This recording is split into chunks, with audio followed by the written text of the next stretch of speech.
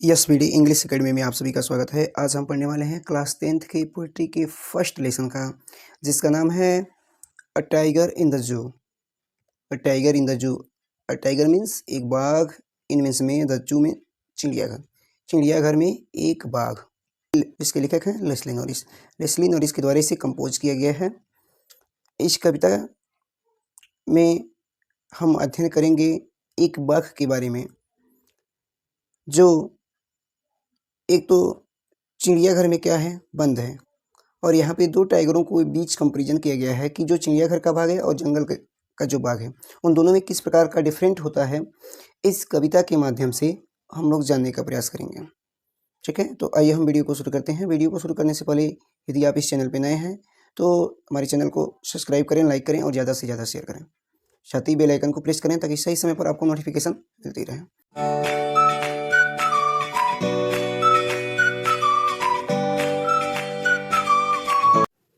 देखेंगे यहाँ से इस फर्स्ट स्टेंजा में उस बाघ के बारे में बताया गया है जो पिंजड़े में बंद है। उस बाघ के बारे में बताया गया है। क्या इसके विषय में कहा गया है, देखते हैं। कह रहा है कि he stalks in his vivid stripes. He means वह स्टॉल्क्स रौबदार ढंग से चलता है। इन मीन्स में हिज विविड अपने विविध, स्ट्रिप्स मीन्स धारियों के साथ। वह विभिन्न प्रकार की धारियों के साथ रौबदार ढंग से चलता है।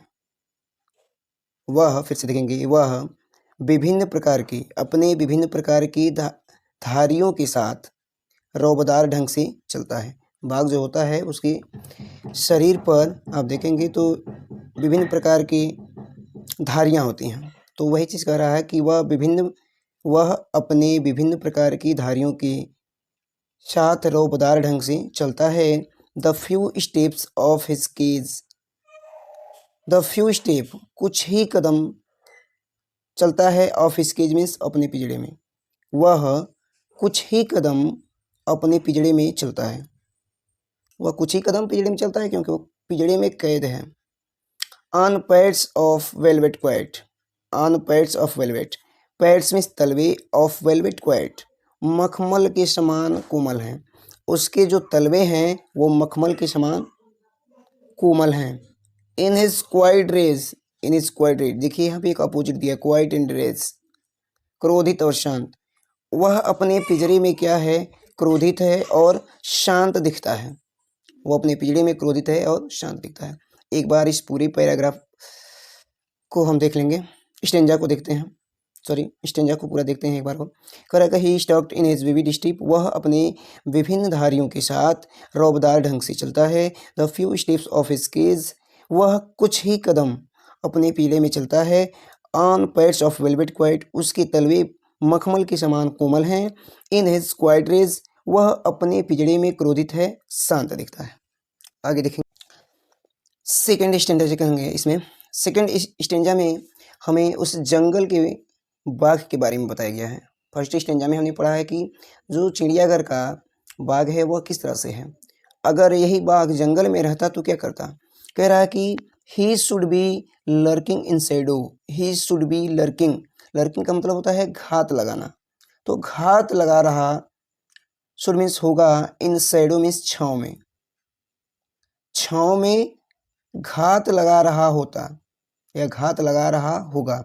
वह छाँव में घात लगा रहा होगा। स्लाइडिंग, सरक रहा होगा।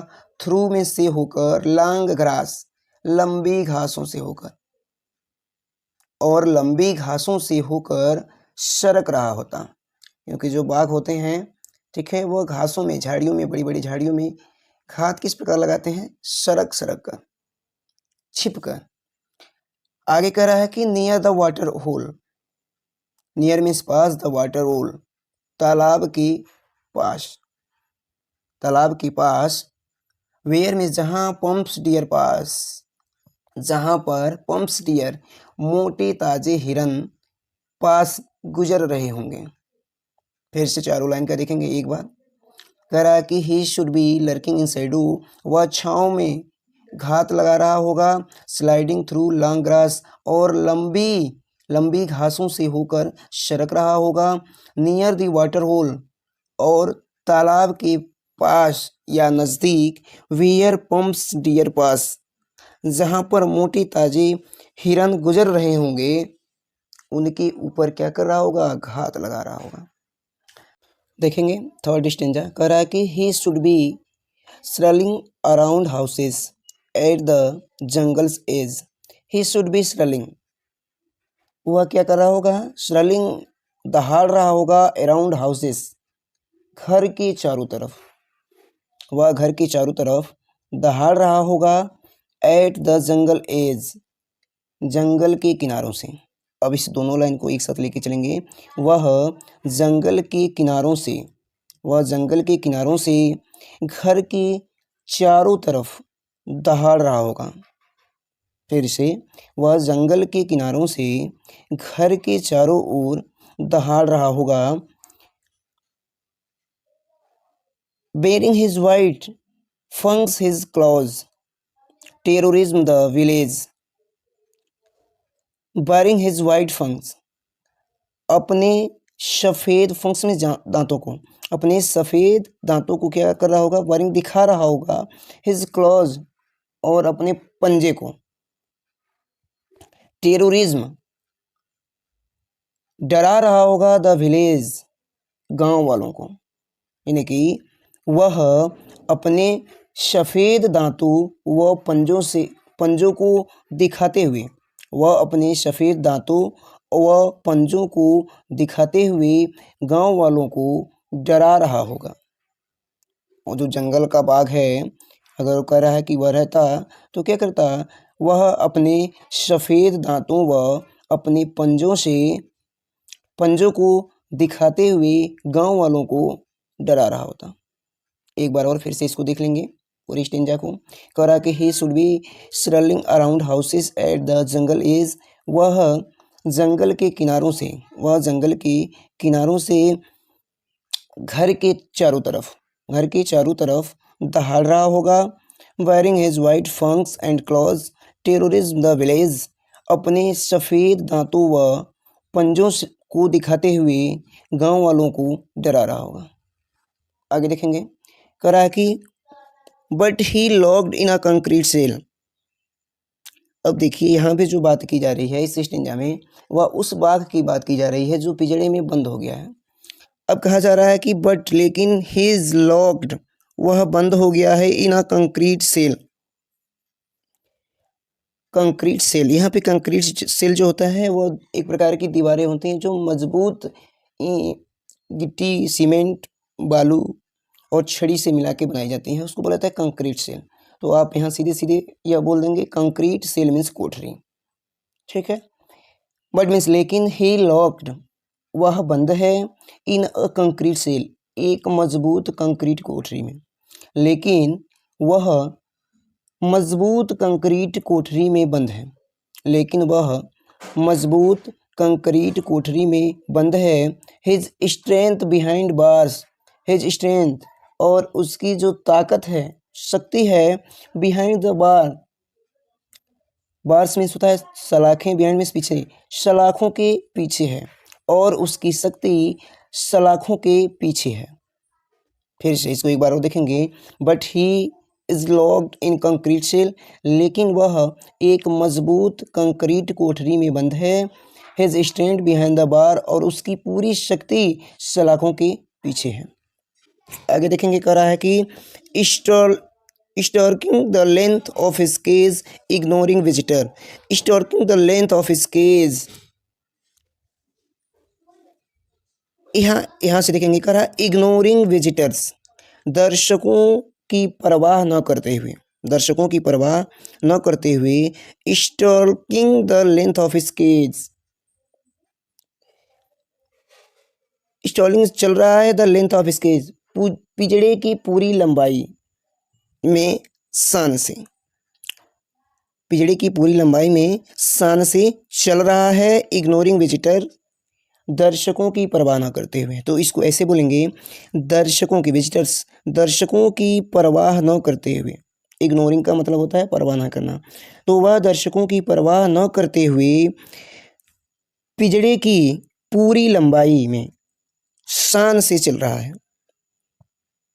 क्योंकि उससे बाहर तो वो निकल नहीं सकता, वो पिंजड़े में ही घूम सकता है। तो वही चीज़ कह रहा है कि वह दर्शकों की परवाह न करते हुए पिंजड़े की पूरी लंबाई में शान से चल रहा है। ठीक है, आसान है।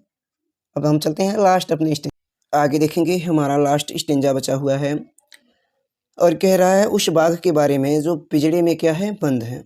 कह रहा है कि ही हियर्स, वह सुनता है, द लास्ट वॉइस, अंतिम आवाज़ को, एट नाइट मीन्स रात में, वह रात में अंतिम आवाज़ को सुनता है। वह रात में अंतिम आवाज़ को सुनता है। द पेट्रोलिंग कार, अब पेट्रोलिंग कार क्या होती है, जो गश्त करने वाली कार होती है, रात में जानवरों को देखने के लिए आते हैं। वह चीज़ कह रहा है कि द पेट्रोलिंग कार, वह अंतिम आवाज़ रात में सुनता है। द पेट्रोलिंग कार, जो गश्त करने के लिए कार आती है, जो गश्त करने के लिए कार आती है, सिर्फ उसी की आवाज़ सुनता है।